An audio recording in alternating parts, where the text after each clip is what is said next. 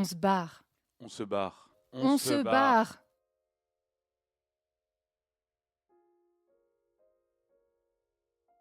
On se barre avec Raphaëlle Girardot, fondatrice de l'association Allegria.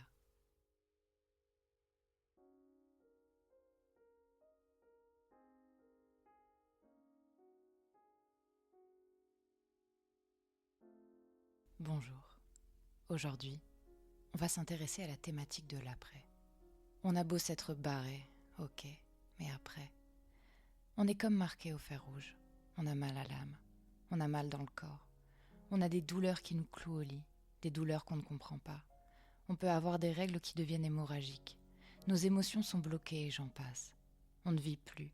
On a activé le mode survie. On lutte en permanence. On cherche à s'apaiser. On se demande comment composer quand on est en miettes. Eh bien, il existe une association qui peut vous tendre la main. Il s'agit de l'association Allegria. Sur son site, on retrouve une citation forte de Nietzsche qui dit « Il faut avoir du chaos en soi pour enfanter une étoile. » Alors, faisons naître cette étoile. J'ai rencontré Raphaëlle Girardot, la fondatrice d'Allegria. Je vous invite à écouter notre échange ici, pour comprendre la prise en charge proposée, mais aussi mieux comprendre tout ce qui se joue dans l'après. Notre discussion dure un peu plus d'1 heure et elle fait du bien. Je remercie infiniment Raphaëlle pour tout ce qu'elle ose dire, le vrai, sans langue de bois. Elle m'a enlevé un poids parce que je me suis sentie comprise et j'ai obtenu des réponses que je cherchais. Je vous laisse découvrir tout ça.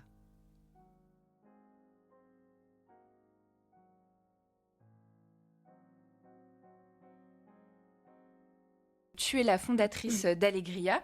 Est-ce que tu peux te présenter et un petit peu raconter ton parcours pour qu'on voit un peu qui tu es?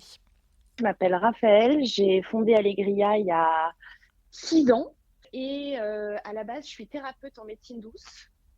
Et en fait, dans mes soins perso et dans mes soins à 4 mains avec des ostéopathes, l'univers m'envoyait majoritairement des personnes qui avaient des douleurs chroniques sans vraiment savoir pourquoi.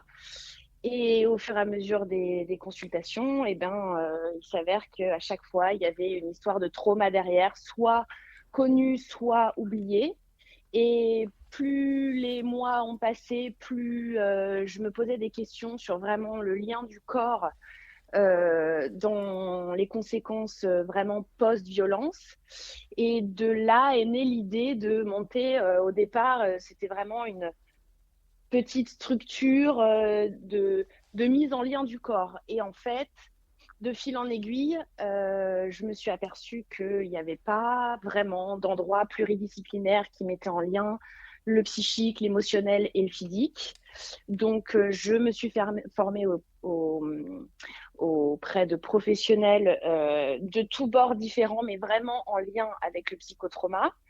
Et on a monté ce parcours d'1 an où le fil d'Ariane, c'est sans arrêt faire appel aux émotions, expliquer des notions psychiques, mais les notions psychiques, souvent, elles sont travaillées dans les thérapies perso. Et puis aussi faire parler le corps qui exprime énormément de choses et la traduction, en général, elle est très compliquée. Donc, on a monté ce parcours-là. Ça fait un truc pluridisciplinaire qui permet aux personnes d'être, entièrement écoutées, pas que sur le psychique, mais aussi sur l'émotionnel et sur le physique. Et donc, on a mis en place des espèces d'obligation de routine de je vais voir mon émotion à travers les rituels d'entrée, les rituels de sortie, où du coup je me force à contacter l'émotion du moment, ce qui est très difficile, et après ça devient quelque chose de régulier qui permet d'avoir l'autorisation, on s'autorise soi à faire appel à ses émotions. Voilà. Donc c'est ça. Alors du coup, on va vraiment un peu vraiment développer tout ce qui se passe dans l'association Allegria. Ouais. C'est quoi exactement ça ou ses missions? C'est basé où? À qui elle s'adresse? À quel moment du parcours de reconstruction tu interviens? Ok. Au départ, Allegria, c'était juste à Lyon. Et on avait des groupes en présence uniquement. Et ça s'est tombé pendant le Covid. Donc au départ, on s'est dit, on peut pas. Et puis au final, en fait, on a eu tellement de personnes qui nous ont demandé qu'on a décidé de faire ça un peu dans des parcs. Donc, on avait un petit parc qui était trop sympa, qui s'appelait le Jardin Secret, et on a commencé à faire les premières séances dans les parcs. Et on s'est aperçu vraiment des bénéfices de l'association, et c'est très vite devenu national en proposant des groupes à distance. Et aujourd'hui, c'est majoritairement à distance. Et on a aussi des personnes de Belgique, de Suisse, et voilà, toute personne qui a un besoin d'avoir à la fois un suivi au long cours et à la fois cette notion de groupe qui fait corps en fait avec l'idée, c'est de se dire je ne suis pas seule, j'ai pas besoin d'expliquer la manière dont je me comporte, les autres le comprennent même dans mes silences. L'asso, elle s'adresse essentiellement aux personnes qui ont terminé les violences. C'est-à-dire, nous, on est vraiment focalisé sur l'après. Quand il y a une personne qui nous contacte et qui est juste en sortie de violence, ou alors qui, au fur et à mesure de l'appel, on se rend compte qu'en fait, les violences, elles sont aussi conjugales, par exemple, parce qu'elle peut nous appeler pour quelque chose qui s'est passé il y a 15 ans, et puis en fait, en nous parlant, parce que nous, on pose beaucoup de questions sur l'entourage, et si on se rend compte que dans l'entourage, ça pêche, pour être gentille, dans ce cas-là, on renvoie vers des structures d'urgence. Nous, on est vraiment sur le grand oublié de la situation, l'après. En général, on se dit, c'est fini, la personne est partie, et pour certains, certaines, il y a l'immense chance d'avoir été reconnue victime par la justice. C'est bon, c'est nickel, tout va bien. Non, en fait, tout ne va pas bien et c'est pas parce qu'on dit stop que c'est terminé.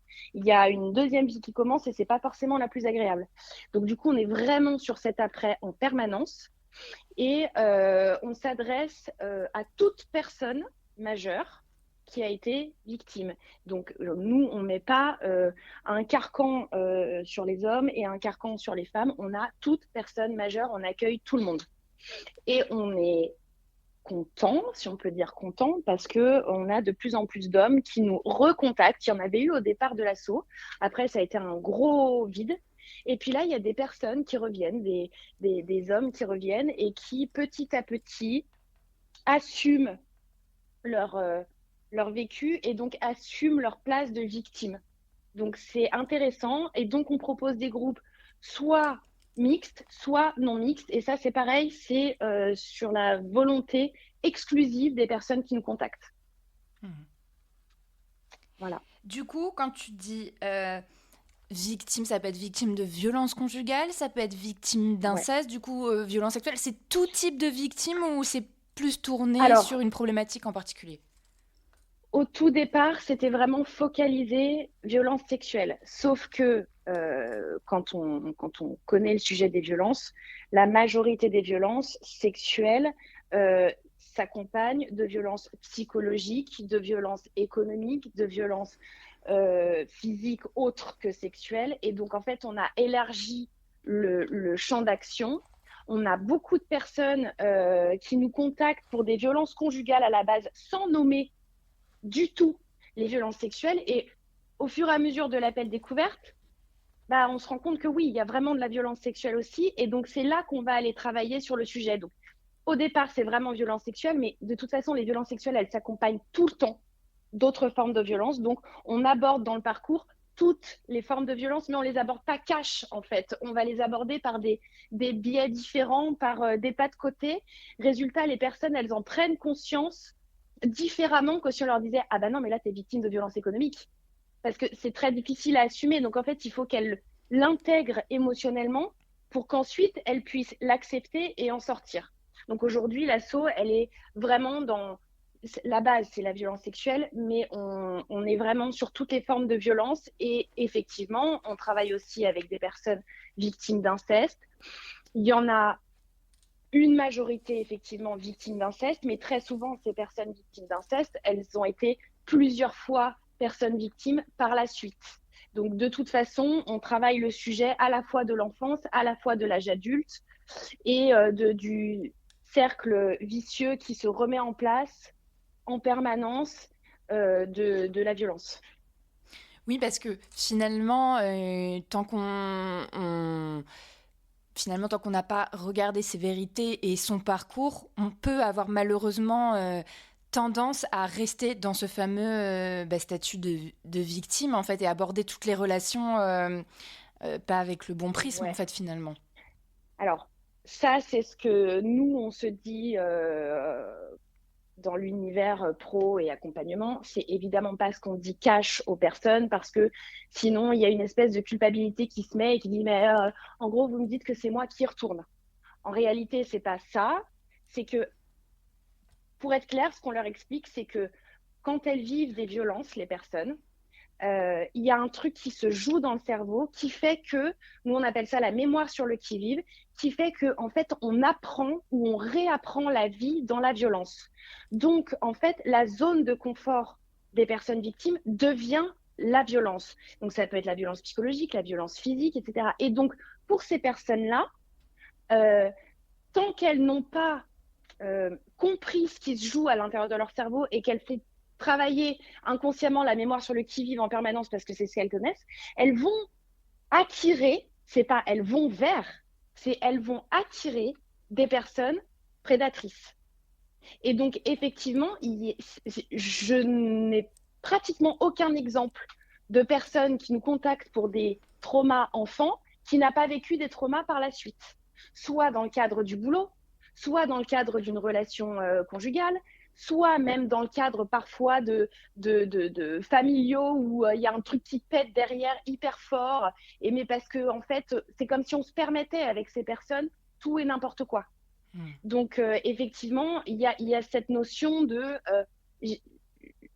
ça continue en permanence jusqu'à ce que, et tu marques un point en disant tant qu'on n'a pas compris qu'on était victime, etc. Le fait de ne, comment dire, la case victime, elle est primordiale. Et nous, on appelle ça des cases dont on doit sortir. C'est-à-dire que tant qu'on n'a pas acté et accepté qu'on a été victime d'une situation ou qu'on est victime de quelqu'un, on ne peut pas passer à autre chose. Donc, dans l'assaut, le parcours, il est fait de telle manière à ce qu'il y ait un moment où les personnes, elles actent qu'elles sont victimes. Et une fois qu'elles en ont acté, elles ont la possibilité de pouvoir en sortir. Mais elles sont obligées de passer par l'état de « j'ai vécu ça. J'ai vécu ça, c'est réel, c'est vrai.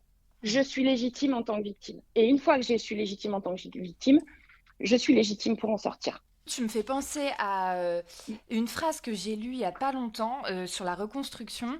Ouais. Alors, je vais te la retrouver. Où on disait, après un trauma, finalement, il ne faut pas chercher celle ou celui qu'on était avant, mais finalement faire naître quelqu'un de nouveau.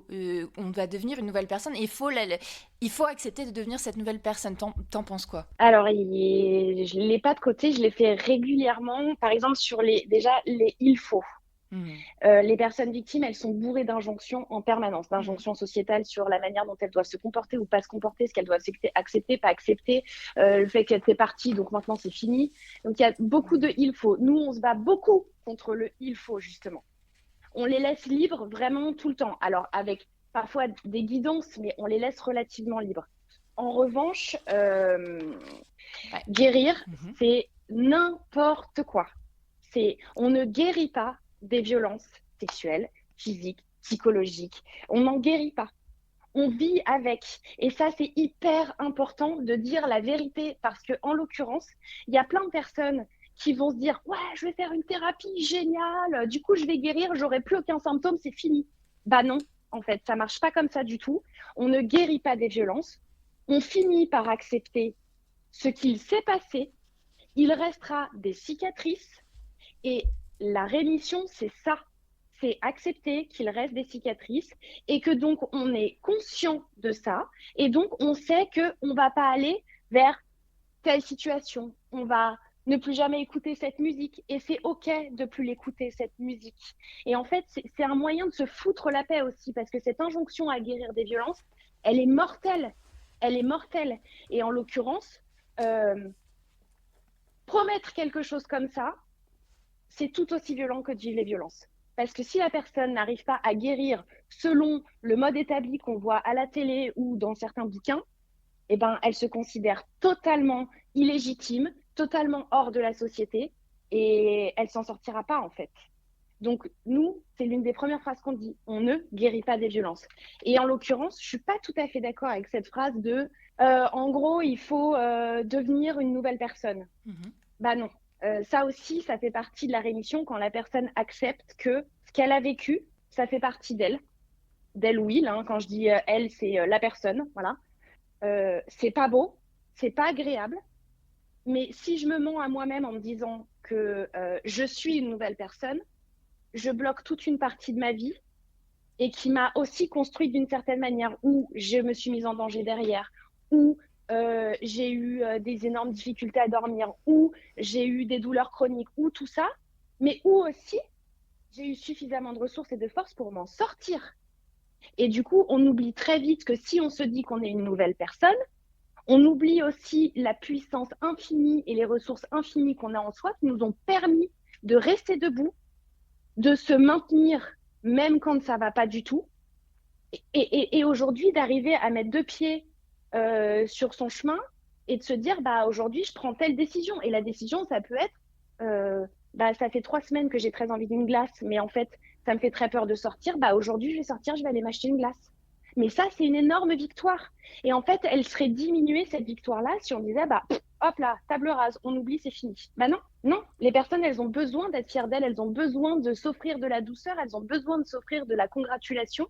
Et si on oublie, c'est aussi totalement minimiser les actes d'une violence infinie qui ont été vécus, en fait. Donc, je suis pas très OK avec cette phrase. Et puis, il y a des conséquences qui restent ad vitam aeternam, quand bien même, soi-disant, on en guérit et soi-disant, on oublie. Il y a des conséquences à vie. Donc, en fait, ça voudrait dire quoi? Ça voudrait dire que la personne, elle a oublié, mais qu'elle est complètement zinzin parce que du coup, il lui reste des douleurs chroniques et que les médecins, ils ne trouvent pas et qu'en fait, c'est dans sa tête. Non. Mm. En fait, c'est encore pour moi une injonction sociétale à dire si tu t'en sors pas, c'est que tu fais exprès. Si t'as encore mal, c'est que tu le veux bien. Puisque du coup, on peut en guérir et on peut être une nouvelle personne quand on fait la bonne thérapie. Non. On est une personne différente. On est une personne. Et ça, par exemple, dans les groupes, il y a pas mal de personnes qui s'en rendent compte. Et attention, je ne fais absolument pas l'apologie de la moindre violence. Mais quand on a passé toutes ces étapes-là, on s'en rend pas d'ailleurs compte tout de suite qu'on passe les étapes. Ça vient d'un coup, on se retourne, on fait ah ouais, j'ai fait tout ce chemin quand même. Eh ben, il y a une forme de, je pèse mes mots parce que je veux pas du tout que les gens pensent que je dis vivez ça, c'est génial. C'est pas du tout le cas. Mais il y a vraiment une forme de pouvoir magique qui s'instaure aussi parce qu'on prend conscience de nos ressources et parce que le fait d'être allé aussi loin dans cette mort psychique, physique et émotionnelle nous permet d'aller étudier à l'intérieur de nous-mêmes sans nous en rendre compte. Et donc, on en ressort une compréhension humaine assez différente et qui nous permet de vraiment nous positionner dans notre société, c'est-à-dire d'assumer plus notre façon de penser, de se délester de certaines injonctions qui n'ont absolument pas lieu d'être. Donc oui, c'est ça en fait, c'est cette différence-là qui arrive et que je souhaite à toutes les personnes qui ont vécu des choses comme ça. Mais en revanche, être une nouvelle personne, non, on n'est pas dans un dessin animé Disney. Ça, c'est pas vrai. Je trouve ça très important. Tout ce que tu dis, c'est un éclairage incroyable. Enfin, moi, ça me parle. Ça bouleverse en fait, ça libère quelque chose aussi en fait, tu vois, de poser et de se dire en fait ce n'est pas de ma faute. Je compose avec ce que j'ai vécu en fait. Mais en fait, tu fais pas que composer avec ce que tu as vécu, tu composes avec ce que on t'a fait subir déjà. Parce que j'ai vécu, c'est important, les mots sont très importants aussi et le jeu dans la situation est très importante, mais on pourra en reparler. Tu composes avec ce qui s'est passé. Et tu composes aussi avec des idées préconçues séculaires qui font que. Et donc, c'est une double peine permanente. Et en fait, moi, ce que j'ai envie de dire, c'est foutez-vous la paix. Foutez-vous la paix. Ne faites pas en fonction des personnes, parce qu'en plus, chaque personne est différente, chaque rémission est différente, chaque situation est différente. Mais en fait, autorisez-vous à vous ressentir. Mais évidemment, ça, c'est une phrase, comment dire, on dirait un truc du Dalai Lama, genre c'est hyper facile à faire. Non, ça ne l'est pas. Mais en fait, quand on a suffisamment avancé dans le chemin, ne cherchons pas à apparaître tel Vénus sortie des eaux qui va très bien. Et... Non, non. Et en fait, ne pas aller bien, c'est ultra OK aussi. Et j'en viens aux émotions en disant, Il n'y a aucune mauvaise émotion. Hmm. Il n'y a aucune émotion négative. Une émotion, c'est ni négatif ni positif. Une émotion, c'est un message qui passe et qui s'en va. C'est un truc qui doit apparaître à un moment pour mettre en lumière une situation, soit de danger, soit de joie, soit de plaisir, soit de tout ce que tu veux.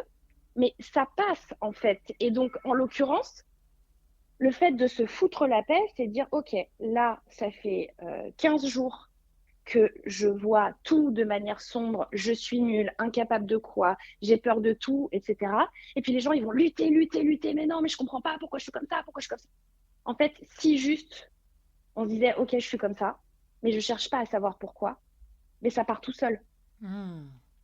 en fait. Hmm. Une émotion, si elle dure dans le temps, c'est que consciemment ou inconsciemment, on la nourrit. Parce qu'en réalité, une émotion, elle rentre, elle repart. Et je crois que c'est de l'ordre de plusieurs minutes, en fait. Hmm. Il y a une étude qui a été menée là-dessus. Si elle reste, c'est parce qu'il y a quelque chose, effectivement, qu'on n'a pas compris, pas travaillé, pas exploré. Et du coup, on nourrit. Mais le fait de l'avoir va du coup, et que ça se nourrisse, va provoquer du coup une culpabilité de l'état dans lequel on est, que ce soit positif ou négatif. Hein. Tu vois, par exemple, il y a des gens qui vont dire ah non, mais attends, mais moi, je suis une personne victime, j'ai pas le droit de me marrer aux éclats parce qu'après, les gens, ils vont penser que en fait, je suis complètement folle et que, Hmm. tu vois, il peut y avoir de la culpabilité dans tous les sens. Tout à fait. Et en l'occurrence, ce je me fous la paix, un petit peu, hein, à la mesure de ce qu'on est capable de faire, Hmm. ça libère des états en réalité.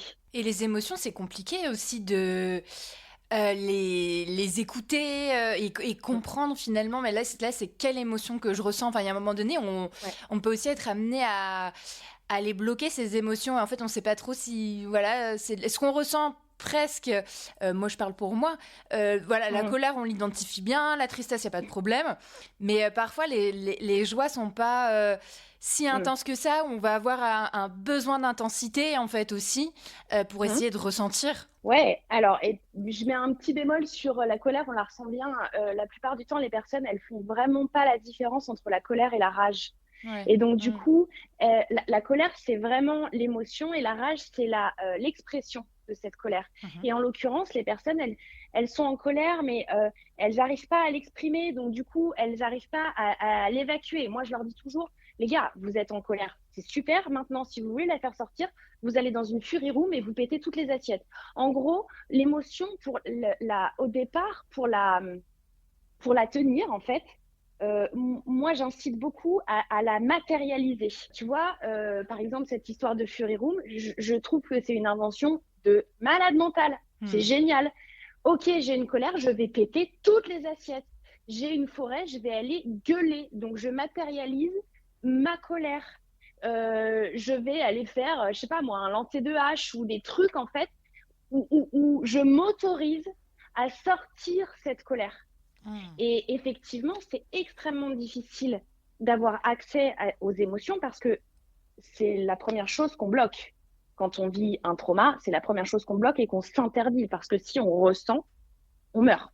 Ouais. Et c'est bien ce que le corps fait en bloquant la respiration pendant les agressions, en se mettant en espèce de mort psychique pour éviter de trop ressentir.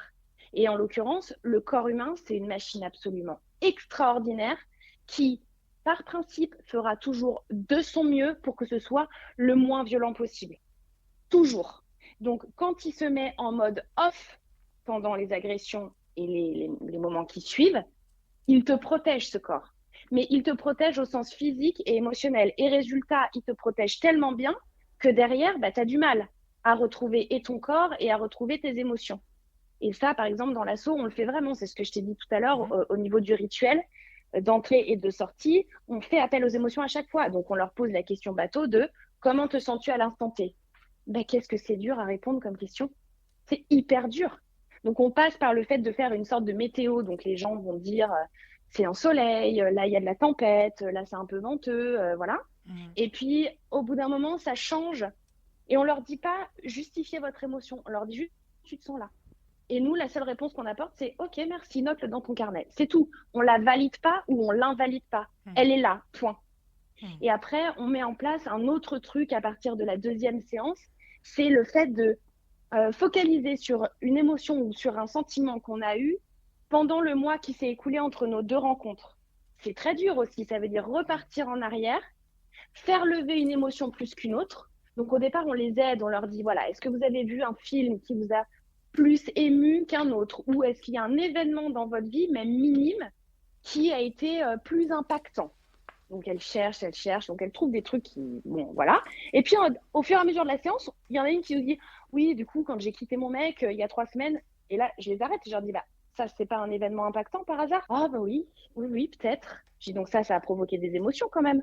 Ah oui, mais bon, oui, bah, c'est vrai, j'y ai pas pensé. Et en fait, le fait de se rendre compte qu'on n'a pas pensé à un événement de ouf quand même, malgré tout, eh ben, ça dit, ouais, ok, donc là, j'ai pas réussi à avoir mon émotion.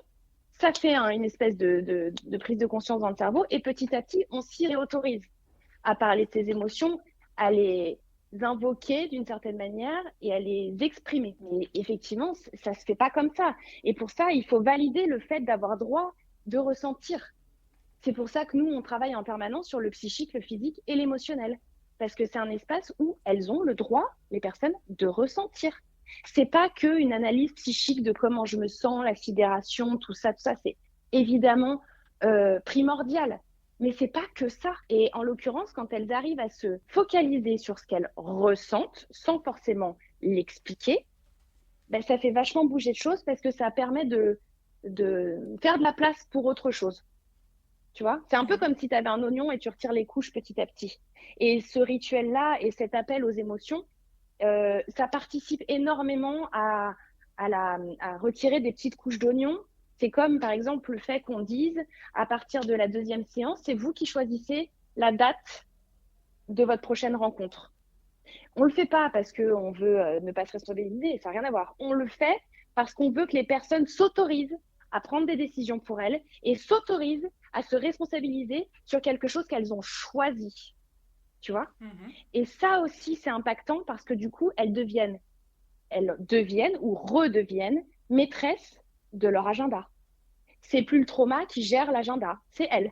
Et c'est quoi finalement ces conséquences des violences et du trauma sur nous, sur nos corps? Explique-moi un peu. Alors du coup, au niveau psychique, je pense que c'est déjà extrêmement bien étudié. Il y a un accès maintenant aux conséquences psychiques qui est vraiment très large avec et les médias et les livres et tout ce que tu veux sur la sidération, la dissociation, l'hypervigilance et j'en passe, l'imaginaire traumatique, l'imaginaire sexuel traumatique. Il y a plein de choses qui sortent maintenant. Donc, je me suis aperçue au fur et à mesure des années que en fait, on les aborde toujours, ces notions, parce que le parcours, il est vraiment monté pour aborder toutes les notions conséquences. Moi, j'appelle ça des tentacules conséquences ou des satellites conséquences. Et en fait, on les aborde toujours, mais on n'a plus besoin de les vulgariser. Les personnes le comprennent. Parfois, elles le comprennent un peu trop bien et du coup, elles mélangent un peu tous les trucs. Donc là, on leur remet un peu le sujet réel. Mais si tu veux, voilà, le côté psychique, j'ai envie de te dire, voilà, il est bien acté. Le côté émotionnel, bah, c'est un sujet qui n'est pas du tout évoqué, ou très peu, ou alors en médecine parallèle. Il y en a qui vont hurler d'entendre le mot médecine parallèle, mais malgré tout, voilà. Les émotions, elles sont toujours aussi difficiles à attraper. Je t'en ai pas mal parlé là, mais réellement, c'est une fois que j'ai une émotion, comment je fais? Si ça y est, je suis en capacité de la ressentir, maintenant je fais quoi? Le résultat, eh bien, par exemple, les personnes, comme je l'ai dit, vont confondre la colère et l'expression de la colère. Donc, c'est pour ça que nous, on leur dit, matérialisez-la, exprimez-la, allez faire un lancer de hache, allez crier dans une forêt, marchez. Le lien avec le physique, il est de toute façon primordial. Et c'est pour ça que j'en ai en physique, c'est que les émotions, souvent, elles sont difficiles à d'abord comprendre, ensuite exprimer, et que le corps, c'est notre meilleur allié. Mais vraiment, c'est notre meilleur allié. Et en l'occurrence, le corps, il va exprimer tout ce que nous, on n'est pas en capacité, soit de comprendre, soit d'extérioriser. Donc, il trouve plein de techniques. Soit il va déclencher des douleurs, déclencher des difficultés respiratoires, des difficultés de sommeil, soit il va être hyperactif, soit il va trembler. Enfin, il y a plein de choses différentes qui font que le corps, en fait, devient le dictionnaire de soi. Et vraiment, j'appuie sur l'importance capitale de mettre en lien sans arrêt le physique avec le psychique et l'émotionnel. Obligatoire. Une personne, c'est pas qu'un psychique. Une personne, c'est un physique et un émotionnel aussi.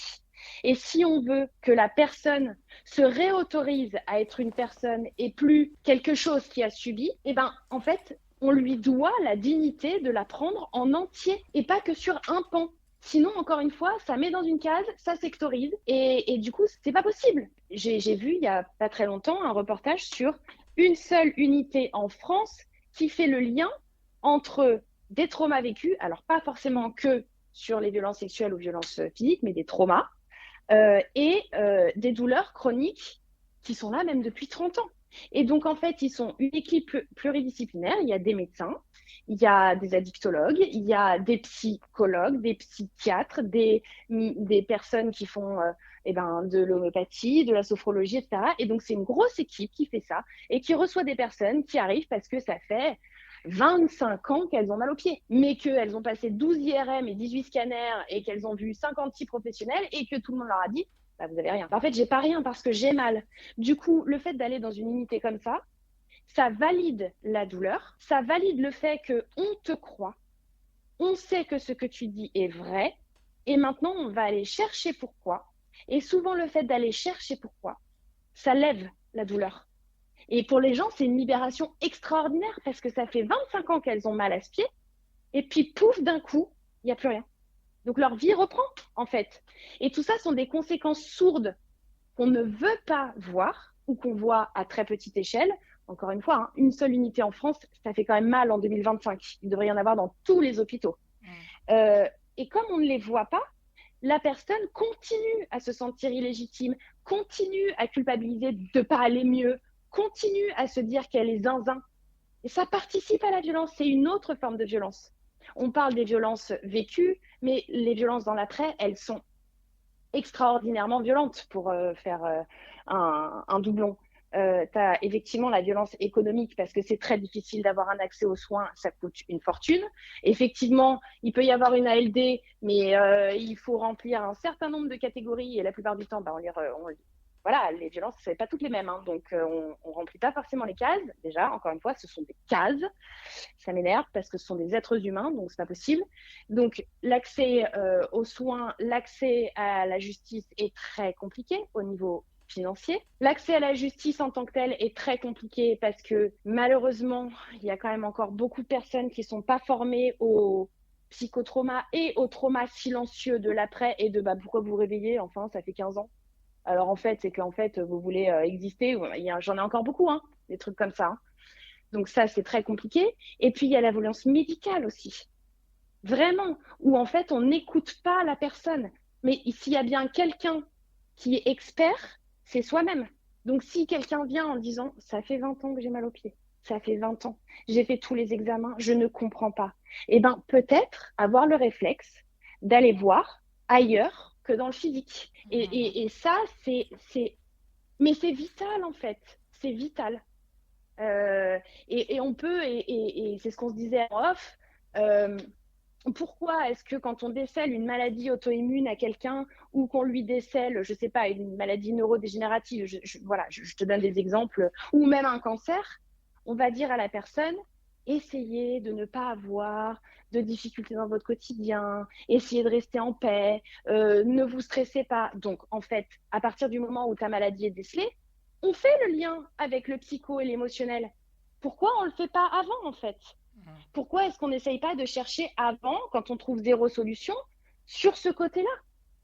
Il faudrait réellement qu'il y ait un budget de l'État alloué à des structures pluridisciplinaires en lien avec les douleurs fantômes. Pourquoi est-ce qu'on valide la douleur fantôme de quelqu'un qui s'est fait amputer et on ne valide pas les douleurs fantômes de personnes qui ont vécu des traumas? En fait, il y a des choses qui sont totalement incohérentes. Et encore une fois, ça participe aux injonctions de c'est bon, tu l'as quitté, donc en fait maintenant tu vas bien. bah c'est bon, maintenant il est mort, donc ou elle est morte, donc c'est bon, maintenant tu peux t'en sortir. Maintenant, il y a des trucs qui restent. Une personne qui a perdu sa jambe, par exemple, bah, elle a plus sa jambe. Donc ok, elle est guérie parce que du coup la septicémie s'est arrêtée, mais mine de rien, elle aura plus jamais sa jambe. Donc elle va remarcher, elle va d'abord claudiquer, ensuite elle va piétiner et ensuite elle va marcher, mais elle marchera toujours un peu moins bien que la personne qui a ses deux jambes. C'est exactement la même chose avec une personne qui a vécu un trauma. Sauf qu'on valide la personne qui a perdu sa jambe parce que ça se voit.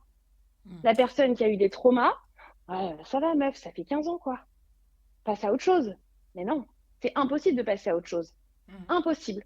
Donc, et en fait, si c'est possible de passer à autre chose en acceptant la situation, à partir du moment où on est aussi validé dans notre état. Et le corps médical, par exemple, a vraiment une immense responsabilité là-dedans parce que souvent, il y a cette figure d'autorité du sachant. Donc en fait, si le sachant dit il n'y a rien, bah, du coup, c'est nous qui déconnons. Tu vois. Il y Mhm. a ce côté de lui, il sait. Et puis moi, comme j'ai vécu des choses, bah, peut-être que je suis trop fragile pour être dans la réalité. Et donc, du coup, le doute s'installe encore plus. Ça crée des autres violences. Et c'est ça qu'on travaille dans l'après, en fait.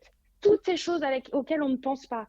Bah oui, oui, pourquoi est-ce que tu as du mal à manger? Enfin, mais ça va là, c'est fini, le procès est passé, t'as gagné, vas-y, mais remange, prends-le ton steak. Bah non, en fait, parce que du coup, j'ai des TCA. Mais en fait, je les ai jamais assimilés à ça parce que c'est pas vraiment c'est pas de l'anorexie, c'est pas de la boulimie, c'est juste un trouble du comportement alimentaire émotionnel. Donc en fait, j'ai beau manger, je grossis pas. Mais en fait, c'est tout ça, c'est des choses dont on ne parle pas. Donc heureusement, et je suis hyper fière de ça, l'asso, elle s'est entourée de personnes, de professionnels de tous ces secteurs-là qui sont conscients. On a une sexothérapeute qui est uniquement formée pour les personnes victimes de violences. Donc, sa manière d'aborder la sexualité, elle est en lien direct avec les traumas et l'imaginaire traumatique sexuel. On a une personne qui ne fait que des troubles du comportement alimentaire émotionnel. Mais tu peux pas savoir la libération que ça fait chez les personnes quand elles entendent pour la première fois de la part d'un professionnel le fait que ok, ton état est validé et il est normal dans ta situation. Et en fait, nous, c'est ce qu'on rajoute derrière, c'est ton état, il est comme ça parce que imagine que c'est à l'intérieur de toi les petits pompiers qui éteignent le feu d'urgence. Tous les comportements un peu, on va dire, dans la société déviants, de soi à soi, si on les validait autrement que oh là là, attention, attention, si on les validait en disant ok, en fait là, tu fais juste ce que tu peux pour ne pas mourir, pour ne pas disparaître, tu vois, et Mhm. ben le fait de le valider, le fait de dire t'es pas folle, tu fais pas exprès, c'est une ressource que tu as trouvée. Bon, c'est pas la plus joyeuse, mais c'est quand même une ressource. Mais ça lève des trucs, en fait. Et souvent, ça arrête les comportements étranges ou le fait de toujours maigrir ou le fait de, je sais pas, moi, avoir une transpiration ultra excessive ou, tu vois, il y a plein de trucs différents. Et ça, si tu passes pas par le corps et si tu valides pas avec le corps, bah, jamais la réponse, elle viendra. Et tu peux avoir aussi des problèmes, je pense en tant que femme, sur les cycles, sur les règles. Oula, oui. Mhm. Oula, oui. Alors là, je peux te donner un exemple concret, c'est-à-dire que il n'y a pas très longtemps, j'ai été contactée par, parce que c'est mon cas, hein, j'ai des règles hémorragiques sympathiques, et j'ai été contactée par un magazine féminin pour en témoigner. Et alors, c'est hallucinant parce que du coup, pendant l'interview, je parle en disant que, effectivement, moi, j'ai des règles très abondantes et je fais le pont avec beaucoup de personnes victimes qui ont leurs règles et qui soit n'en ont plus, soit en ont énormément. Médicalement parlant, on trouve rien. Tant mieux pour elles au niveau physique, hein, bien sûr, mais malgré tout, quand tu as des règles tellement abondantes que tu es obligé de te barrer du supermarché en courant parce que du coup ça coule trop, bah ça impacte ta vie en vrai. Et donc j'ai nommé le fait que je constatais qu'il y avait beaucoup de personnes qu'on suit qui ont des soucis de menstruation. Voilà. Et que on pourrait peut-être commencer à faire le pont entre ce qu'elles ont vécu et la traduction corporelle. Bah, la réponse de la personne en charge de l'interview, là, qui a commandé l'interview, ça a été ah non, non, non, mais ça, on enlève tout de suite, hein, c'est beaucoup trop touchy. Non, non, non, non, je vous interdis, on parle pas de ça. Alors que c'est un magazine féminin, un magazine très ouvert, un magazine qui parle de faits de société, mais ça, on n'en parle pas.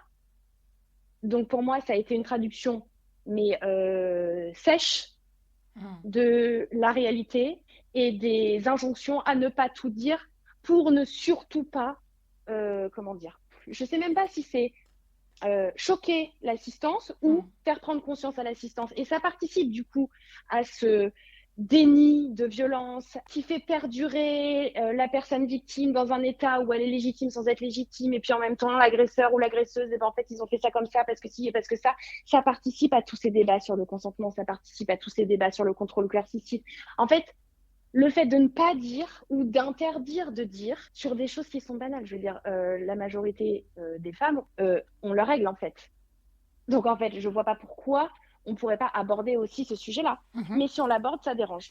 D'accord. Tu vois ce que je veux dire? Ouais, oui, tout à Ça fait. va pas? Alors qu'effectivement, il faut dire qu'on peut avoir des douleurs chroniques, qu'on peut avoir des troubles du comportement Bien alimentaire et qu'on peut avoir des règles abondantes, mais aussi, Mais on je peut avoir pense des troubles de tous bords. Ouais, c'est ça, exactement. Je pense à l'endométriose aussi, par exemple, Ouais. Ouais. qui peuvent être des conséquences. Eh ben, l'endométriose, effectivement, il y a des causes fonctionnelles, mais moi, j'accompagne pas mal de personnes qui ont de l'endométriose, ou même des amis ou dans mon cercle privé qui ont de l'endométriose. Elles ont toutes vécu quelque chose de cet ordre-là. Toutes. Mais toutes. Donc, c'est quand même... Posons-nous la question. Je dis pas que c'est la raison numéro 1. Oui, bien sûr. Je dis que ça participe. En fait, c'est vraiment, moi je lutte pour qu'on prenne la personne en entier à chaque fois. Et en fait, il n'y a pas une raison qui fait que. Mais en fait, si on regarde cette raison, cette petite raison-là, cette petite histoire-là, ce petit machin-là, peut-être que ça explique l'ensemble en fait. Tout à fait. Je ne comprends pas pourquoi on ne prend pas la personne en entier à chaque fois. Tu vois, c'est important d'avoir des spécialistes. C'est très important, c'est vital. Mais pourquoi est-ce que il n'y a pas de pont entre les trucs? Et je ramène ça aussi à la justice, où très souvent, on ne va pas faire le pont entre les différents tribunaux, pardon. Et pour, par exemple, une mère ou un père qui a quitté le ou la conjointe violent ou violente, qui a des enfants, c'est un parcours du combattant pour les protéger, les enfants. Parce que même s'il y a du pénal, et ben après, le tribunal pour enfants va pas prendre en compte forcément le pénal, qui prendra pas forcément en compte le civil. Et du coup, ça fait un micmac où, en fait, c'est la même histoire, la même personne vue par 3 pans différents. Et du coup, tu peux être protégé sur un truc, mais pas protégé sur l'autre. Et puis, revictimisé sur un truc, et puis accompagné sur l'autre. Et en fait, ça fait un truc où c'est complètement...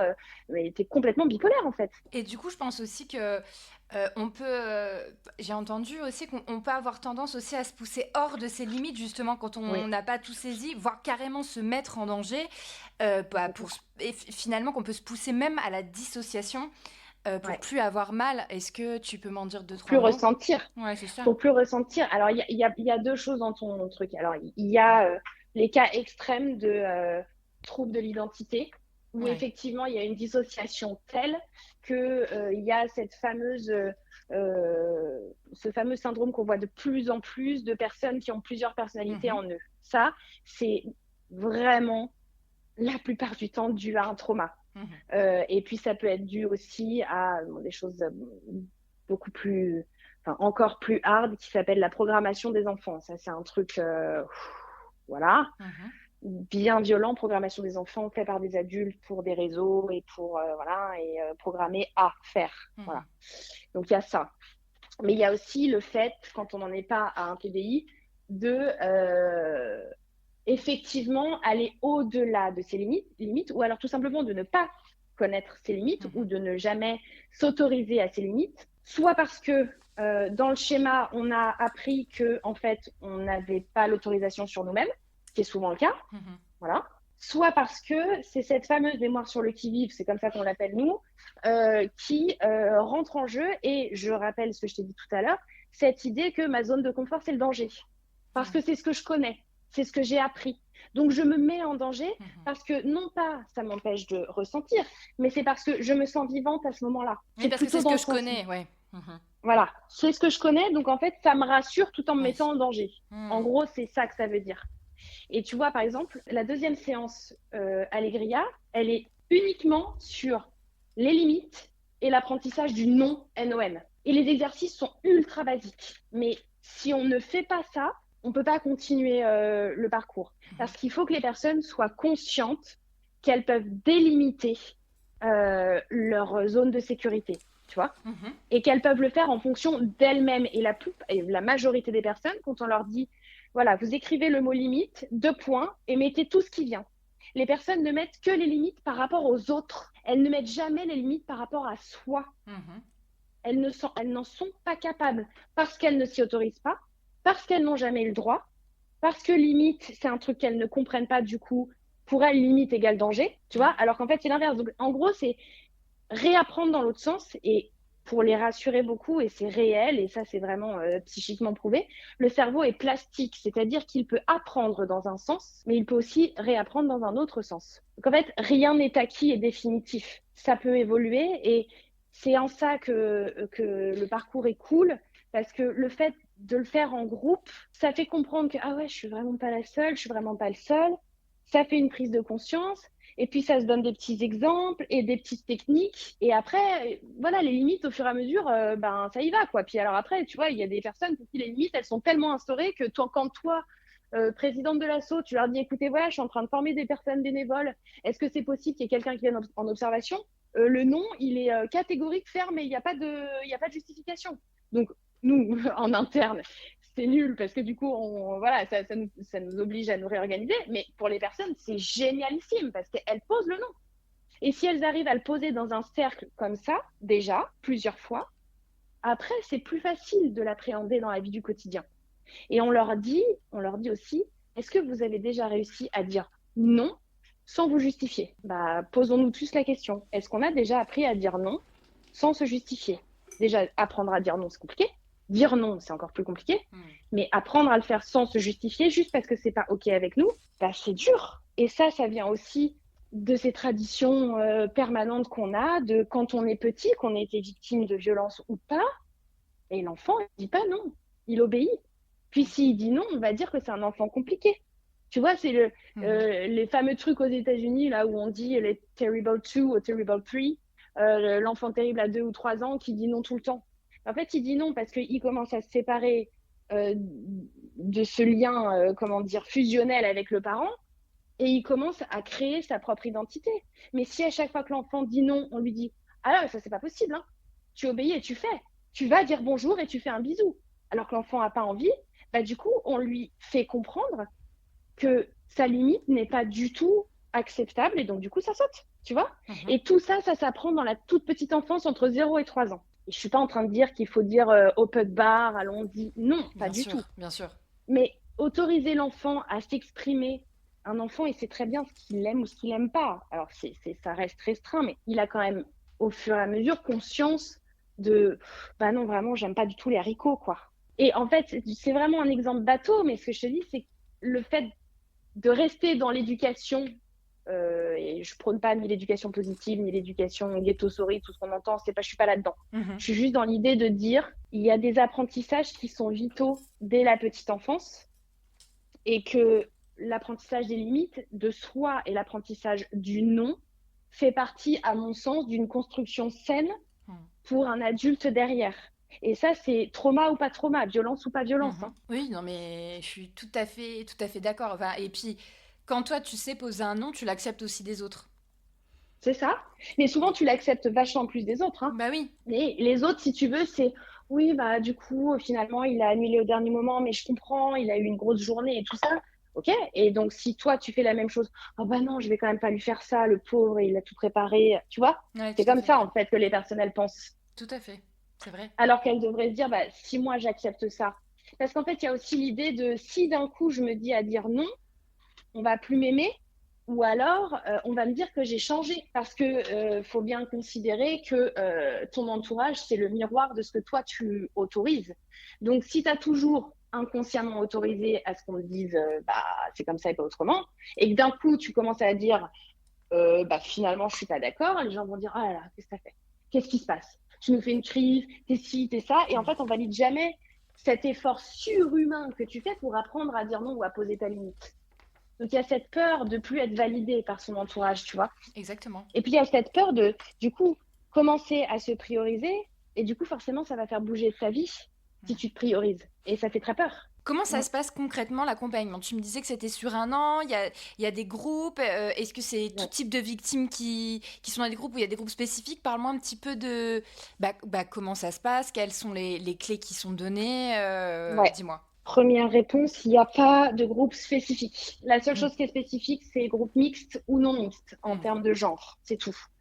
Le reste n'est pas spécifique et on fait exprès de mêler les âges, les cultures, les histoires, parce que justement, on veut montrer que quel que soit ce qu'on a vécu, quel que soit notre âge, quel que soit notre, je déteste ce mot, milieu social ou tout ce que tu veux, il y a des conséquences qui sont vraiment toutes les mêmes, pas vécues de la même manière, mais toutes les mêmes. Et donc, du coup, c'est hyper intéressant d'avoir dans un groupe une personne de 18 avec une personne de 65, parce que du coup, la personne de 65, elle va dire à la personne de 18, mais c'est génial, tu fais ça maintenant, tu vas être tellement plus libre après. Et la personne de 18, elle va dire, ah oui, toi, tu as déjà travaillé tout ça, mais effectivement, en fait, bah, du coup, je vois les conséquences que ça fait, le fait que tu vas vachement mieux sur ce plan-là, donc c'est possible. Donc là, on est vachement là-dedans, tout le temps. Et puis, du coup, ça fait des groupes hyper intéressants parce qu'ils se nourrissent entre eux. Et en fait, ça se passe toujours de la même manière. Soit la personne, elle est envoyée par une structure, des gendarmes ou de la police, d'anciennes participantes, ou alors par Instagram beaucoup, parce qu'on ne fait pas vraiment de pub non plus, et par Insta, on a une majorité de personnes. Il y a un appel préalable, donc elles prennent rendez-vous. Il y a un appel préalable, ça s'appelle appel découverte, où nous, on leur réexplique comment fonctionne le parcours. Et ensuite, on pose quelques questions à la personne, on vérifie qu'elle est majeure, on lui demande si elle a un suivi, on lui demande de nous parler de son suivi. Si la personne n'a pas de suivi, on lui conseille tout de suite d'avoir un suivi parce qu'on ne se substitue pas à un suivi médical. On n'est pas là-dedans, on est vraiment complémentaires, mais on n'est pas en train de dire que ce que font les médecins et les psychologues, c'est nul. Bien au contraire, c'est génial. Nous, tout ce qu'on veut, c'est apporter un plus, mais un plus qui n'est pas négligeable. Tu vois, c'est le côté, bah, vous travaillez tout ça, mais il y a aussi tout ça à faire derrière. Donc, en fait, ça fait un truc vraiment complet. Donc, on propose toujours un accompagnement pour une personne qui n'a pas de thérapeute. Et on pose toujours la question à 10 000 euros, avez-vous déposé plainte? Je te le donne en mille, dans la majorité des cas, c'est non. Et puis les personnes qui ont déposé plainte, dans la majorité des cas, c'est non-lieu. Et une fois que l'appel est fait, on commence déjà à responsabiliser la personne en lui disant, nous, on ne prend aucune décision. Soit on sent qu'il y a une urgence réelle et donc on dit, quoi qu'il arrive, on ne vous accompagnera pas, mais on ne vous laisse pas tomber, on est derrière vous et on vous envoie vers telle personne, telle structure, tel truc. On ne laisse jamais repartir une personne sans lui avoir donné quelque chose. Et puis, soit la personne est vraiment totalement valide pour venir auprès de nous parce qu'elle n'est plus dans les violences en ce moment. Et dans ce cas-là, on lui dit, bah, vous revenez vers nous quand vous serez prête, par mail, en nous donnant votre accord ou votre désaccord pour entrer dans le parcours. Donc déjà, c'est à la personne de prendre le temps d'analyser la conversation, de prendre le temps de voir si la manière de parler, les points de vue et tout ça lui correspondent, et puis après de revenir vers nous. Donc ça la responsabilise parce que c'est un groupe qui dure 1 an avec une rencontre par mois, 2 heures. Donc c'est un vrai engagement en fait. Et à partir du moment où tu t'engages pour toi, mais tu t'engages aussi pour un groupe. Donc tu dois prendre soin de ton groupe, tu vois. Donc c'est vraiment un truc où à la fois ça leur permet d'avancer pour elles, mais ça les responsabilise aussi dans le collectif et ça leur montre l'impact d'elles-mêmes pour les autres. Ça les valorise aussi, tu vois. Et donc, une fois que c'est fait, on crée des groupes. Alors, il y a des groupes qui se créent assez régulièrement. Là, pour te dire, en juin, ça a été terminé. Juillet, on démarre pas de groupe parce que on fait une pause de groupe en août. Donc, les groupes qui sont en cours n'ont pas de séance en août. C'est pas qu'on arrête la sauce, c'est juste que nous, ça nous permet de faire un point avec l'équipe, de voir quel exercice maintenant n'est plus du tout d'actualité, il faut le retirer, un autre à remettre, changer peut-être une séance de place, enfin, tu vois. En revanche, la sauve reste vraiment ouverte, donc il y a les appels, il y a les moments d'accompagnement s'il y a besoin, voilà. Et puis, démarre le parcours. Là, maintenant, ce sera pour octobre, puisque septembre, c'est archi blindé. On essaie d'ouvrir des groupes plus possible par mois, tout en prenant bien soin de nos animatrices, parce que si les animatrices, elles sont surbookées, elles feront du mauvais travail. Donc, je te dirais qu'il y a une priorité aux animatrices et à leur bien-être. Et c'est ça aussi qu'on leur dit aux personnes, c'est regardez, nous, on se priorise dans l'association pour vous accompagner de bonne manière. C'est pareil pour vous, en fait. Priorisez-vous pour que vous ayez une vie plus adéquate avec vos besoins et vos envies. Donc ça, voilà. Et une fois que le groupe commence, c'est nous qui prenons la première date parce que les personnes ne se connaissent pas encore. Donc un groupe, c'est constitué de 5 personnes maximum avec 2 animatrices obligatoires parce qu'elles ont toutes les deux des points de vue et des façons de parler différentes, parce que peut-être que l'une des animatrices un soir est un peu plus fatiguée, donc c'est l'autre qui prend le relais, parce qu'il peut y avoir un sujet un peu trop compliqué pour l'une et que du coup, bah, l'autre le sait. Et voilà, donc on crée des binômes qui se sécurisent aussi, c'est très important, parce qu'on rappelle sans arrêt qu'on est des êtres humains qui accompagnons des êtres humains. Donc à tout moment, nous aussi, on peut avoir eu une journée de merde juste avant. Il faut quand même être là pour les personnes le soir. Donc c'est chouette d'avoir un binôme. Et puis après, les séances, du coup, elles se font toujours de la même manière. Il y a un rituel d'entrée obligatoire, donc un rituel qui passe d'abord par le corps. Donc on leur demande de faire un ancrage qu'on leur montre pour qu'elles ressentent leur corps, tout simplement. Chose très compliquée, mais ça dure quelques secondes. Ensuite, on leur demande de scanner leurs émotions, aussi très compliqué. À partir de la séance 2, comme je te l'ai dit, on leur demande de scanner leur moi aussi au niveau impact émotionnel. Et puis après, on fonctionne toujours de la même manière, c'est-à-dire que chaque séance correspond à un thème satellite du trauma. Et on le travaille à travers 2 exercices, c'est-à-dire qu'on ne va pas poser le thème comme ça. On leur fait faire, on leur annonce le thème le jour de la séance et on leur dit, bah voilà, aujourd'hui, on va travailler sur ça avec 2 exercices. Voici le premier. Elles font l'exo. C'est souvent un truc à l'écrit, un dessin, une mise en situation du quotidien, pas une mise en situation du trauma, bien évidemment, une mise en situation banale du quotidien. Et puis après, de là, on leur demande de nous montrer leur travail et puis on en discute. Et puis souvent, c'est là qu'il y a des prises de conscience parce que soit on évoque une notion purement psychique, soit on part d'un truc où on va plus loin, on peut faire du transgé, on peut faire de l'émotionnel pur, on peut parler du corps, on parle du juridique, du judiciaire, du tout ce que tu veux. Donc après, il y a un deuxième exercice, pareil, même façon de faire, et on termine toujours avec un rituel de sortie, ce qui permet d'avoir une météo de l'humeur de début de séance et une météo de l'humeur de fin de séance. Et en 2 heures de temps, il y a vraiment une évolution au niveau de la météo de l'humeur. Et les personnes, du coup, elles voient matériellement, concrètement, comment elles ont pu bouger en 2 heures de temps. Et on leur demande d'avoir un petit carnet qu'elles gardent de la première séance à la dernière. Et on leur demande de noter leur météo de l'humeur au début et à la fin de chaque séance, en plus des exercices qu'elles doivent noter.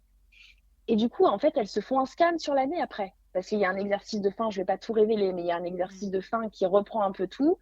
Et en fait, elles se disent ah ouais, en fait, je suis capable de bouger à ce point-là en un an. Mais qu'est-ce que c'est depuis que j'ai commencé à bouger, en fait? Et c'est là où, au départ, elles minimisent en disant mais mon Dieu, mais j'en suis qu'à l'âge, ça fait des années, j'ai encore tout ça et tout. Et puis à la fin du parcours, elles prennent conscience qu'en fait, elles bougent tellement, mais énormément, à tout point de vue. Du coup, ça fait paf, une forme de libération. Et c'est à ce moment-là qu'il y a le je me fous la paix, parce qu'elles voient ce dont elles sont capables. Et comme c'est matérialisé sur un carnet, en plus de tous les échanges qu'elles ont dans leur cœur et dans leur esprit, et ça fait bouger énormément. Et en dehors des séances, j'ai oublié de te dire, on crée un groupe WhatsApp pour chaque groupe, pour les personnes qui sont OK. Pour l'instant, il n'y a eu personne qui a jamais été OK, mais bon, voilà. Et en fait, ça leur permet de garder le lien en permanence entre elles. C'est leur espace sécure où elles peuvent déposer ce qu'elles ont envie de déposer. Alors, parfois, ça dépose que sur le sujet initial. Parfois, ça finit en recettes de cuisine et propositions de sortie sportive. Ça dépend. Parfois, il y en a qui décident de partir en vacances. Enfin, c'est des trucs géniaux. Enfin, honnêtement, après, ça devient un truc tellement humain, en fait, et normal. Et ce groupe WhatsApp, du coup, c'était leur espace. Les animatrices s'engagent à ne jamais lire leurs conversations. Elles ne viennent sur les groupes WhatsApp, les animatrices, que pour rappeler la séance du jour, vérifier que tout le monde est bien là. Et elles ne viennent sur le groupe que si elles sont taguées par une personne pour avoir un échange privé. Voilà. Mais ça leur appartient, c'est à elles. Et une fois que le parcours est terminé, les personnes conservent le groupe et les animatrices se retirent du groupe. D'accord. Et je sais qu'il y a des groupes qui durent encore alors que ça a commencé il y a 4 ans, tu vois. Du Ça, coup, c'est génial. un accompagnement qui peut se faire aussi bien en présentiel qu'en Ouais, distanciel, petit rappel. exactement. En présentiel, en distanciel. Et Ouais. on a 2 professionnels qui viennent sur 2 séances différentes à partir de la seconde partie du parcours et qui viennent. Alors, c'est jamais les mêmes parce que on fait venir des gens qui sont vraiment en lien avec les besoins qui ressortent le plus dans le groupe. Donc, ça peut être soit, je sais pas, une sophro, soit la psy TCA, soit un avocat, soit. En fait, il y a plein de personnes différentes qui viennent pour travailler plus en profondeur tel ou tel besoin qu'on va ressortir à chaque séance. D'accord. Voilà. Alors moi, là, du coup, pour moi, j'ai un peu fait le tour de mes questions. On verra si tu veux ajouter quelque chose. Mais juste avant de donner les coordonnées de l'asso, évidemment, sur le site, on trouve la citation de Nietzsche qui est juste incroyable. Il faut avoir du chaos en soi pour enfanter une étoile. Ça signifie quoi pour toi? Pourquoi cette citation? Eh ben parce que c'est ce que je te disais tout à l'heure, c'est très étonnant et je souhaite profondément que les gens ne le prennent pas du mauvais côté. Mais quand on a atteint notre rémission, la rémission est différente pour chaque personne, d'accord? Quand on a atteint cette forme de lâcher prise nécessaire pour faire les pas qu'on a envie de faire, on s'aperçoit de ces ressources infinies qu'on a en soi et des pouvoirs magiques qui en découlent. Et en fait, c'est vraiment ça, j'ai été étouffée pendant ce que j'ai vécu et surtout dans l'après, cet après que personne ne comprend parce que tu es censé aller bien. Je suis étouffée, je suis mise dans une case, mais en fait, quand j'en sors, je prends ma vie en main, je me dégage de certaines relations, de certaines situations, je décide de monter ma boîte, je décide de partir faire ce road trip que j'ai toujours rêvé de faire mais qui me faisait tellement peur. Et du coup, c'est ça l'étoile. C'est comment est-ce que moi, je trouve mon étoile. Et on l'a tous. Et c'est pas un truc de béni oui, rien à voir. On a tous des capacités, des envies, mais sauf qu'on se les interdit. Et quand on en arrive à faire de la place, c'est le champ des possibles. Pour soi, et chaque champ est différent en fonction de chaque personne. Et c'est ça qu'on appelle l'étoile, c'est ça qu'on appelle, nous, la rémission. Et la rémission, elle est jamais terminée. Tu vois, nous, on n'emploie pas le mot résilience parce que moi, c'est un mot que j'exècre. C'est beaucoup trop plein d'injonctions, beaucoup trop violent, beaucoup trop... Voilà, tu vois, voilà. Et donc, la rémission, ça, c'est un mot qu'on trouvait parce que souvent, on fait des ponts avec le médical pur, tu vois, et on dit, en fait, tu as vécu une grosse maladie, tu as vécu, je sais pas, une grosse opération, bah derrière, il faut t'en remettre. Ça prend du temps. Donc, il faut que tu sois accompagné par le bon kiné. Il faut que tu sois accompagné par le bon psy pour traverser cette maladie. Il faut que, tu vois, et en fait, cette rémission, elle te dit, je pourrais toujours de nouveau avoir un souci de santé, donc assimilé à, je pourrais avoir toujours des conséquences du trauma, mais en fait, aujourd'hui, je vais bien.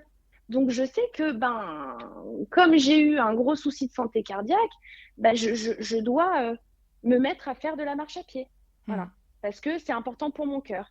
Et comme j'ai vécu ces traumas et que pendant des années, j'ai eu tel comportement, telle peur, tel truc, je sais que je vais plus aller écouter ce groupe de musique-là. Et c'est comme ça. Voilà. Et c'est ça, la rémission. Et c'est ça qui a un pouvoir magique. C'est tellement puissant d'en arriver à dire j'ai compris ce que j'ai vécu et maintenant je sais où je vais. Mais il y a des gens qui n'ont pas vécu ce genre de trauma et qui ne sauront jamais où elles vont. Ces personnes-là, elles savent où elles vont parce qu'elles ont connu l'extrême violence et nous, ce qu'on appelle la petite mort. Donc, elles savent ce que c'est que d'être vivant, en fait. Comment on peut faire appel à l'association? Eh bien, déjà, on peut aller sur l'Instagram de l'asso, Association Allegria, où là, nous, on poste très régulièrement pour rendre réelle la vie des personnes. C'est-à-dire qu'on va beaucoup partir sur des situations de vie classiques pour valider plein de choses que les personnes n'osent pas dire. Un repas de famille, je sais pas moi, l'été, porter des jupes, alors que en fait, voilà, ou, tu vois, des trucs vraiment du quotidien. Donc là, déjà, il y a une lecture qui est faite et souvent les personnes nous disent mais merci de le dire. mais merci, ça y est, je me sens moins seule. Donc, il y a déjà ça qui est bien. Mhm. Et puis après, sur la bio de l'Insta, il y a le lien Calendly pour prendre rendez-vous pour l'appel téléphonique. Vous pouvez aussi passer par mail sur le mail associationallegria@gmail.com. Le site internet, vous pouvez le voir, mais voilà, on n'est pas des bons élèves, il n'est plus vraiment à jour, il mériterait d'être complètement refondu, refait, etc. Mais voilà, on n'a pas priorisé le site internet. Et puis il y a aussi maintenant des professionnels des professionnels des institutions qui nous recommandent. Donc c'est super. On en a un peu partout en France. Nous, on ne veut pas s'affilier à un groupe ou à tout ça parce qu'on a notre identité propre et on veut rester libre de notre rythme, de la manière dont on accompagne et on veut rester vraiment dans l'humanité. Donc, on ne veut pas s'affilier à un organisme. Pour l'instant, ce n'est pas d'actualité. Et puis, on aime bien cette idée de quelque chose qui est encore très humain, presque, comment dire, sororité, fraternité, adelphité, tu vois, un truc vraiment humain, quoi. Je ne sais pas comment te dire autrement. Et voilà, mais en tout cas, en passant par le mail et en passant par l'Insta, déjà, c'est un moyen sûr de pouvoir nous joindre. Quand il y a une prise de rendez-vous par mail, on répond dans les 24 heures. Quand il y a une demande, des questions dans les 24 heures. Et puis après, le Calendly, en fait, ça tombe directement sur notre agenda. Donc, on appelle au moment où le rendez-vous a été pris. Et puis, si la personne décide de commencer un parcours, ou qu'elle ne décide pas d'ailleurs, quand elle nous envoie le mail de réponse, on lui répond dans les 24 heures aussi. En fait, on ne fait jamais attendre les personnes quand elles prennent cette décision parce que c'est tellement courageux et tellement, comment dire, ça demande un tel effort déjà de confiance de parler à un parfait ou à une parfaite étrangère de sa vie et d'aller un peu dans son histoire. Enfin, moi, je suis admirative en fait de leur capacité comment dire, à offrir une part de soi. Et donc, ce courage, on ne peut pas juste le balayer en disant ok, d'accord, alors je répondrai dans 3 semaines. Non, c'est impossible ça en fait.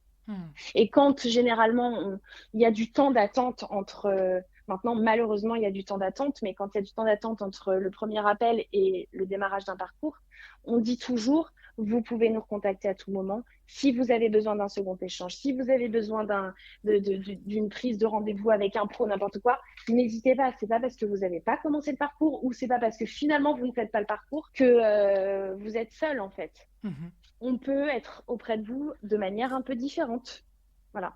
Est-ce que tu veux ajouter quelque chose ou parce que je pense qu'on a déjà bien dit, c'était fort. Mais je te remercie de m'avoir donné la parole. C'est vraiment important de le faire et de permettre une façon un peu pas de côté de pouvoir s'exprimer sur ce sujet, de mettre en lumière cet après. D'ailleurs, on a fait une expo sur l'après avec des personnes victimes, d'anciennes participantes qui ont eu l'immense courage, le pouvoir, la générosité, je ne sais pas trop comment dire, de se faire photographier pour une expo. Donc, c'est en faisant des textes, mais voilà, je veux dire, j'ai envie de pleurer, rien d'y penser. Donc, faites vraiment, merci d'autoriser cette prise de parole sur l'après.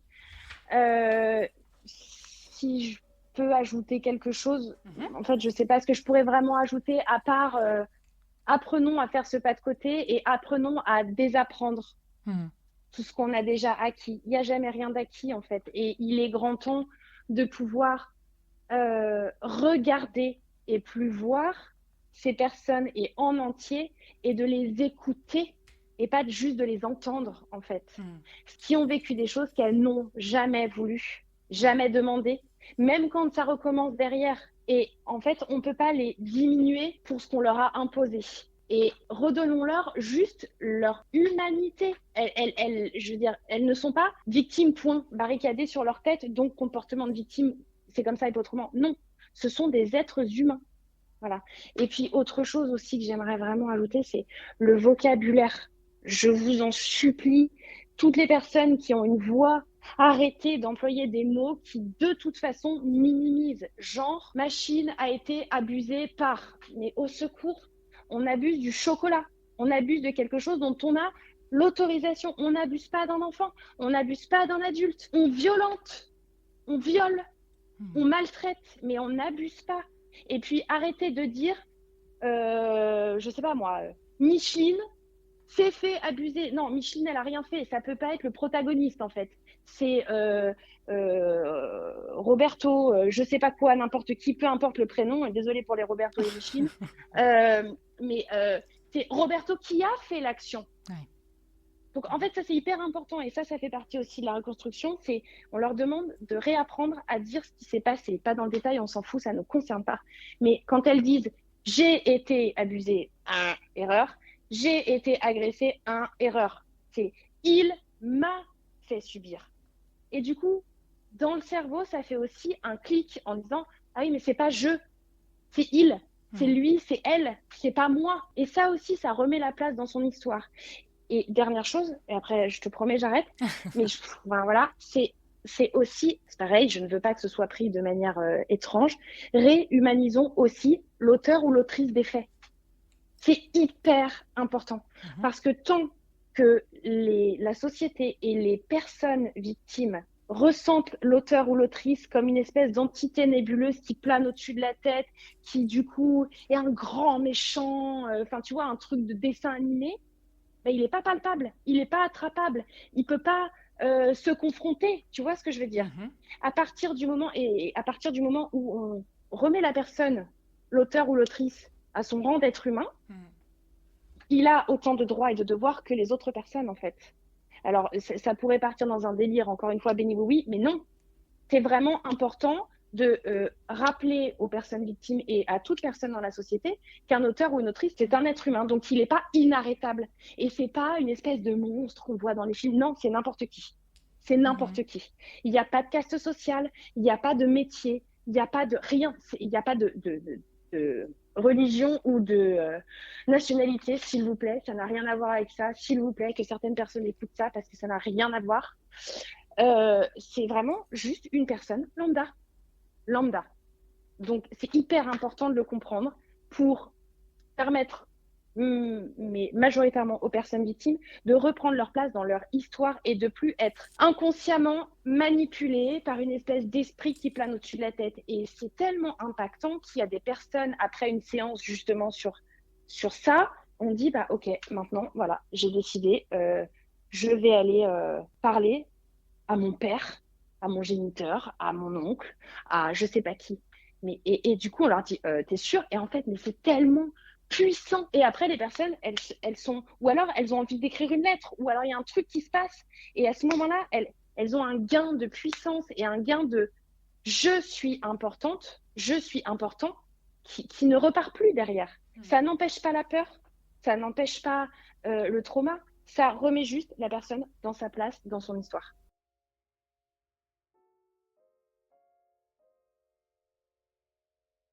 On se barre. On se barre. On se barre.